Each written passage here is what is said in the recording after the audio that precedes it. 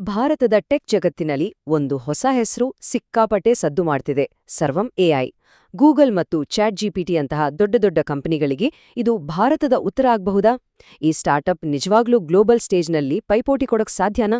ಬನ್ನಿ ಇದರ ಹಿಂದಿನ ಕಥೆ ಏನು ಅಂತ ನೋಡೋಣ.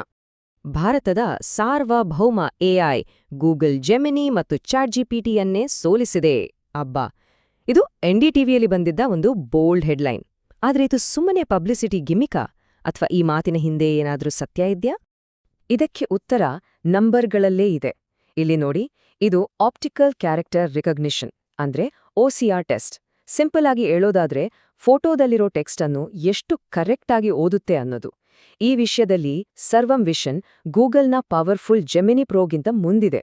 ಇದು ಬರೀ ಮಾತಲ್ಲ, ಡೇಟಾ ಹೇಳ್ತಿರೋ ಸತ್ಯ. ಹಾಗಾದ್ರೆ ಇಷ್ಟೆಲ್ಲ ಸಾಧನೆ ಮಾಡ್ತಿರೋದ್ರ ಹಿಂದಿನ ಅಸಲಿ ಉದ್ದೇಶವಾದ್ರೂ ಏನು?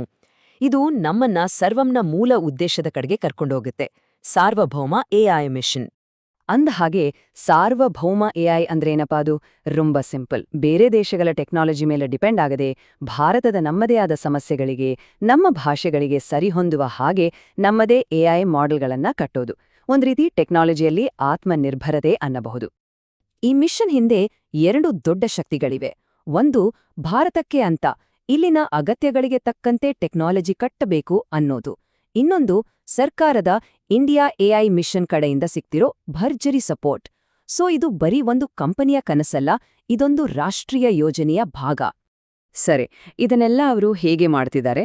ಮೊದಲು ಅವರ ಸಾಫ್ಟ್ವೇರ್ ಕಡೆ ನೋಡೋಣ. ಅಂದ್ರೆ ಭಾರತವನ್ನು ನಿಜವಾಗಿಯೂ ಅರ್ಥ ಮಾಡಿಕೊಳ್ಳುವ ಮಾಡೆಲ್ಗಳನ್ನ ಹೇಗೆ ಕಟ್ತಿದ್ದಾರೆ ಅಂತ. ಈ ಟೇಬಲ್ ನೋಡಿ, ಕಥೆ ತಾನಾಗಿಯೇ ಅರ್ಥವಾಗುತ್ತೆ.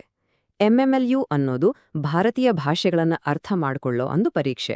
ಇದರಲ್ಲಿ ಸರ್ವಂ ಎಂ ಮಾಡೆಲ್, ಲ್ಯಾಮಾ ಮತ್ತು ಜೆಮಾ ತರದ ಗ್ಲೋಬಲ್ ಮಾಡೆಲ್ಗಳಿಗೆ ಸಖತ್ ಕಾಂಪಿಟೇಷನ್ ಕೊಟ್ಟಿದೆ. ಅಷ್ಟೇ ಅಲ್ಲ, ಗಣಿತದ ಸಮಸ್ಯೆಗಳನ್ನ ಬಿಡಿಸೋದ್ರಲ್ಲೂ ಇದರ ಪರ್ಫಾರ್ಮೆನ್ಸ್ ಅದ್ಭುತವಾಗಿದೆ. ಇದು ನಮ್ಮ ಇಂಡಿಯನ್ ಕಾಂಟೆಕ್ಸ್ಟ್ಗೆ ಎಷ್ಟು ಪವರ್ಫುಲ್ ಅಂತ ತೋರಿಸುತ್ತೆ. ಭಾಷಾ ವೈವಿಧ್ಯತೆ ಬಗ್ಗೆ ಇವರ ಕಮಿಟ್ಮೆಂಟ್ ಇದೆಯಲ್ಲ, ಅದು ನಿಜಕ್ಕೂ ಸಖತ್ತಾಗಿದೆ. ಬುಲ್ಬುಲ್ V3 ಅನ್ನೋ ಇವರ ಟೆಕ್ಸ್ಟ್ ಟು ಸ್ಪೀಚ್ ಮಾಡೆಲ್ ಅನ್ನೇ ನೋಡಿ.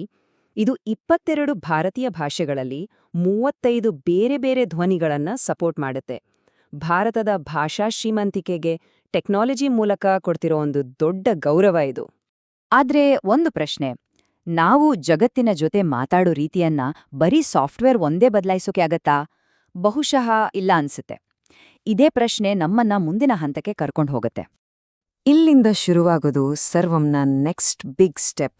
ಬರೀ ಸಾಫ್ಟ್ವೇರ್ ಅಲ್ಲ, ಬದಲಿಗೆ ಎಐಯನ್ನ ಕನ್ನಡಕದೊಳಗೆ ತರೋ ಪ್ರಯತ್ನ. ಬಂತು ನೋಡಿ ಸರ್ವಂ ಕಾಜೆ.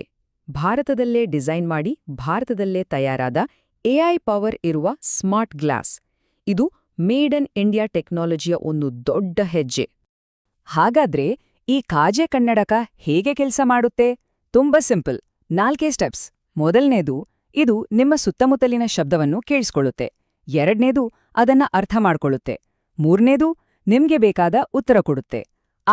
ಕೊನೆಯದಾಗಿ 4ನೇದು, ನೀವು ನೋಡೋದನ್ನ ಕ್ಯಾಪ್ಚರ್ ಮಾಡುತ್ತೆ. ಸೊ ಇದು ಕೇವಲ ಕನ್ನಡಕ ಅಲ್ಲ, ಜಗತ್ತನ್ನ ನೋಡೋ ನಮ್ಮ ಎಕ್ಸ್ಪೀರಿಯನ್ಸನ್ನೇ ಬದಲಾಯಿಸೋ ಒಂದು ಪ್ರಯತ್ನ. ಆದ್ರೆ ಈ ದಾರಿ ಅಷ್ಟು ಸುಲಭನಾ? ಖಂಡಿತ ಇಲ್ಲ.